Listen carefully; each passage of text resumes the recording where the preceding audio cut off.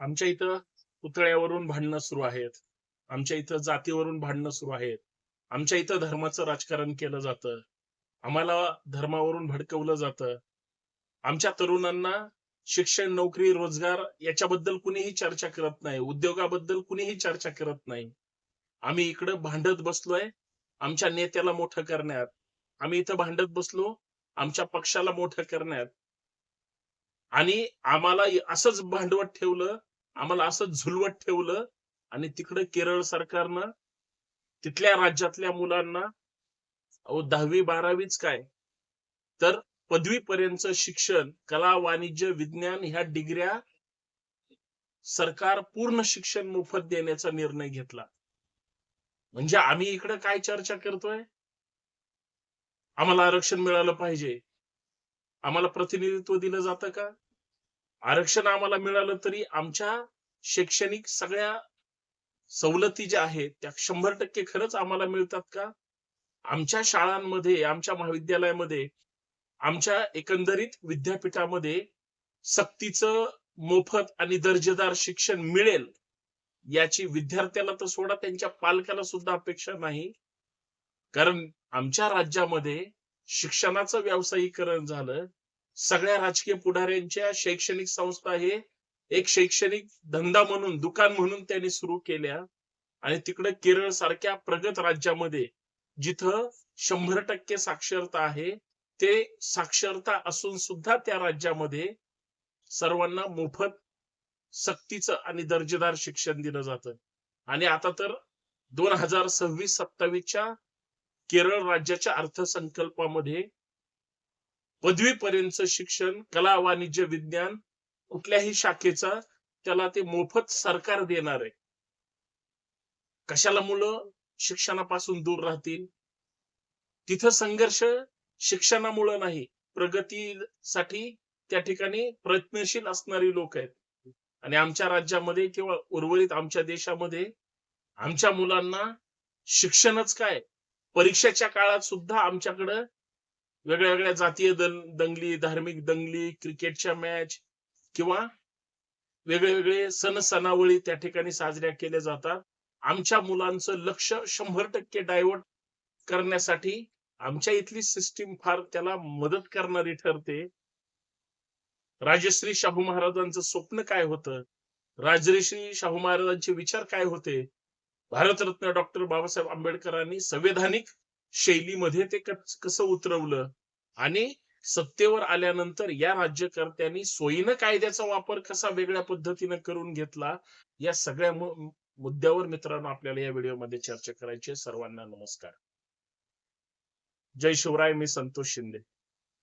या सामाजिक विचारपीठावर आपल्या सर्वांचं मनपूर्वक हार्दिक स्वागत. विनंती एवढीच आहे, हा व्हिडिओ शेवटपर्यंत पहा, जास्तीत जास्त शेअर करा आणि सगळ्यात महत्वाचं, आम्ही कुठे आहे, आमचं राज्य कुठे आहे, आमचे राज्यकर्ते कुठे आहे, हे आम्हाला शोधणारी ही व्हिडिओ आहे. आम्हाला या सगळ्या गोष्टीचं आत्मपरीक्षण करायचंय. राजश्री छत्रपती शाहूजी महाराजांनी त्यांच्या करवीर संस्थानामध्ये एक नियम काढला होता की प्रत्येकाच्या घरातल्या मुलाला तुम्ही शाळेत पाठवा, अन्यथा ₹2 दंड केला जाईल. कोणताही पालक ₹2 दंड भरण्यासाठी तयारच होऊ शकत नाही, तर त्याचा मुलगा शिकला पाहिजे हे प्रत्येक आई वडिलाचं स्वप्न असतं. शाहू महाराजांनी ते जाणलं होतं. त्यांनी त्यांच्या संस्थांमध्ये किंवा त्यांच्या राज्यकारभारामध्ये सक्तीचं, मोफत आणि दर्जेदार शिक्षण देऊन शाहू महाराजांनी शिक्षणाचं महत्व ओळखून पिढी सक्षम करण्याचा संकल्प केला. आरक्षणाचे जर खरे जनक कोण असतील तर राजश्री छत्रपती शाहूजी महाराज. शाहू महाराजांमुळेच आरक्षण तुम्हाला आम्हाला प्रतिनिधित्वासाठी मिळालं. त्याच शाहू महाराजांचे विचार महाराष्ट्रात नव्हे, देशाला, जगाला सुद्धा प्रेरणादायी आहेत. आपल्या राज्यकर्त्यांनी, मग ते मुख्यमंत्री देवेंद्र फडणवीस असतील, शिक्षण मंत्री असतील किंवा एकंदरीत राज्य सरकारने खरं तर शाहू महाराजांच्या विचारांचा थोडा तरी अभ्यास करून त्या विचारानं वागलं पाहिजे. पण वागतंय कोण? केरळचे. केरळ सरकार हे डाव्यांचे, मग तिथले मुख्यमंत्री असे आहेत, सरकारच असे, केंद्र सरकारला तिथं घुसू दिलं जात नाही. पण केरळ राज्य तिथल्या लोकांसाठी काय करतंय याचा फक्त आढावा घेण्याचा प्रयत्न केला तर तिथल्या सन्माननीय मुख्यमंत्र्यांनी त्या राज्यामध्ये शिक्षण सक्तीचं मोफत, ते पण पीजी पर्यंत. आपण नेहमी घोषणा करतो, मी सुद्धा एक कार्यकर्ता आहे आणि माझी ब्रिगेडच्या माध्यमातून केजी टू पीजी पर्यंत सक्तीचं मोफत दर्जेदार शिक्षण मिळालं पाहिजे म्हणून आपण मागण्या करतो. आम्ही सगळेच करत असता. मिळालं पाहिजे पण सरकार देणार नाही. मंत्र्यांच्या संस्था आहेत, मंत्र्यांच्या शाळा आहेत, मंत्र्यांना माल मिळाला पाहिजे म्हणून इकडं राजकारण करतात आणि साइड बिझनेस म्हणून शिक्षणाकडे पाहतात. क्रांतीसूर्य महात्मा ज्योतिराव फुले असतील, सावित्रीबाई फुले असतील, याच पुण्यातून शिक्षणाची मुहूर्तमेढ रोवली. त्या शिक्षणाचं महत्व केरळला कळलं. 100% साक्षर राज्य आहे, पण आमच्या महाराष्ट्राला कळत नाही. आमच्या महाराष्ट्रातले राज्यकर्ते कुठल्याही पक्षाचे असू द्या, मला त्यांचा सन्मानच आहे, कारण त्यांच्या ताकदीवर ते सत्तेत बसले. पण त्यांनी कमीत कमी महाराष्ट्राच्या तरुणांसाठी, नव्या पिढीसाठी, इतर ठिकाणी तुम्ही पैसे कुठं किती गुंतवता किंवा किती खर्च करता याच्याशी मला देणं घेणं नाही, परंतु केरळचा थोडा तरी आदर्श घेऊन महाराष्ट्रातल्या राज्यकर्त्यांनी काहीतरी इथल्या तरुणाईला किंवा केजी टू पीजी पर्यंत जर केरळच्या धर्तीवर सक्तीचं मोफत आणि दर्जेदार शिक्षण मिळालं तर काय हरकत आहे. पण तसं होत नाही. आमच्या इथं शिक्षणावर पैसा खर्च केला जात नाही, आरोग्यावर पैसा खर्च केला जात नाही, त्या दोन्ही गोष्टीच्या मूलभूत सुविधांवर खर्च केला जात नाही. उलट आमच्या इथल्या सरकारी शाळा, जिल्हा परिषद शाळा उद्ध्वस्त झाल्या, बंद पडल्या. आमच्या इथल्या ग्रँटेबल शाळेमध्ये हे गोरगरिबांची काही अंशी मुलं त्या ठिकाणी जातात, बाकी सगळी मुलं लाखोंच्या फी देऊन आज इंग्रजी शाळेकडे वळतायत. मी म्हणतो आरक्षण पाहिजेच, आरक्षण हे प्रतिनिधित्व आहे, आरक्षण हा गरिबी हटावचा कार्यक्रम नाही, पण आरक्षण ज्या गोष्टीसाठी पाहिजे ती शाळा, ते शिक्षण, ते महाविद्यालय किंवा तिथले व्यावसायिक कोर्स आम्हाला जर इथल्या राज्यकर्त्यांनी, राज्य शासनाच्या वतीनं जर केरळच्या धर्तीवर सक्तीचे मोफत दिले तर महाराष्ट्रात सुद्धा शैक्षणिक क्रांती होईल. ती केरळला होताना दिसते. केरळच्या राज्य सरकारनं कला असेल, विज्ञान असेल किंवा वाणिज्य कुठल्याही शाखेचा पदवीधर असू द्या, 10वी 12वीच काय पदवीपर्यंतचं शिक्षण सरकारनं या अर्थसंकल्पामध्ये तरतूद सुद्धा केली. म्हणजे ते तिथल्या क्वालिटीसाठी प्रयत्नशील आहे आणि आम्ही आमच्या क्वांटिटीवर चर्चा करतोय, हे सगळ्यात मोठं दुर्दैव. आमच्या राज्यकर्त्यांना थोडी जर जनाची नाही तर मनाची लाज असेल, स्वतःचे घर फक्त भरण्याचाच कार्यक्रम थोडा काही 2-5 वर्ष जर बाजूला ठेवला आणि महाराष्ट्राच्या सर्वांगीण विकासासाठी आणि सगळ्यात महत्वाचं महाराष्ट्राच्या भवितव्यासाठी जाती जातीत वाद लावण्यापेक्षा, धर्मात वाद लावण्यापेक्षा, एकमेकांच्या खरं तर आयुष्याची राख रांगोळी करण्यापेक्षा शिक्षण सक्तीचं मोफत आणि दर्जेदार करण्यासाठी चांगला सरकारनं निर्णय घ्यावा, कारण एक चांगली संधी राज्य सरकारकडे आली.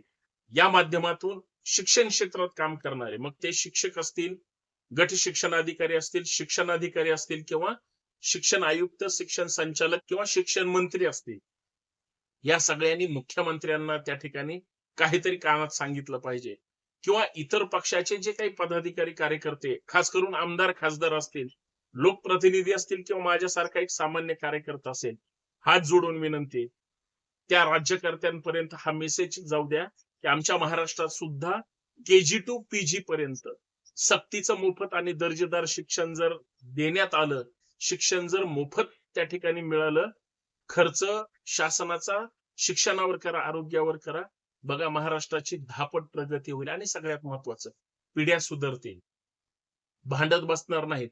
तुमच्या माग राज्यकर्त्यांनो झेंडा घेऊन जी पोरं येणार आहेत ती अडाणी पोरं तुमच्या कामाची नाहीत. तुम्ही त्यांना बैलासारखं वापरून घेता. पण सुशिक्षित मुलं जर तुमच्या सोबत आली तर तुमची सुद्धा ताकद वाढेल. आणि सगळ्यात महत्वाचं, तुमच्या मतदारसंघाचा, तुमच्या स्वप्नातला जो काही महाराष्ट्र आहे, जो काही भारत आहे, तो सुजलाम सुफलाम होण्यासाठी मदत होईल. कारण तो जर शिक्षित झाला, सुशिक्षित झाला तर प्रगती करण्यासाठी तो प्रचंड प्रयत्नशील असेल. पण तशी पिढी घडवण्याची नियत आपल्या महाराष्ट्रातल्या राज्यकर्त्यांमध्ये आहे, जी केरळमध्ये आहे. केरळ्यांना किंवा केरळमधल्या लोकांना निसर्गाने तर चांगली देण दिलीच आहे, पण शिक्षणामुळं ते मागे सुद्धा हटणार नाहीत याची तजवीज करून ठेवली.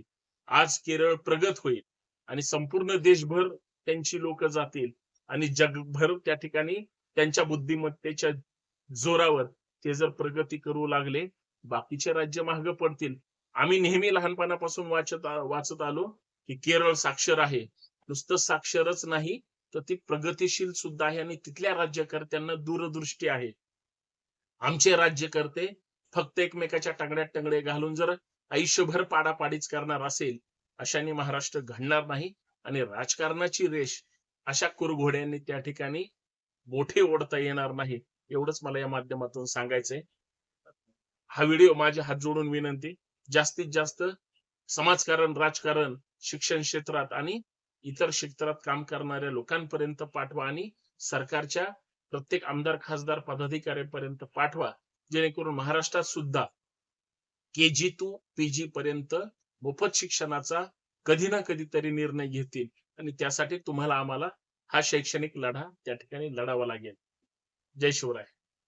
व्हिडिओ शेअर करा, चॅनल सबस्क्राईब करा आणि जमलंच तर एक लाईक आणि एक कमेंट करायला विसरू नका. धन्यवाद.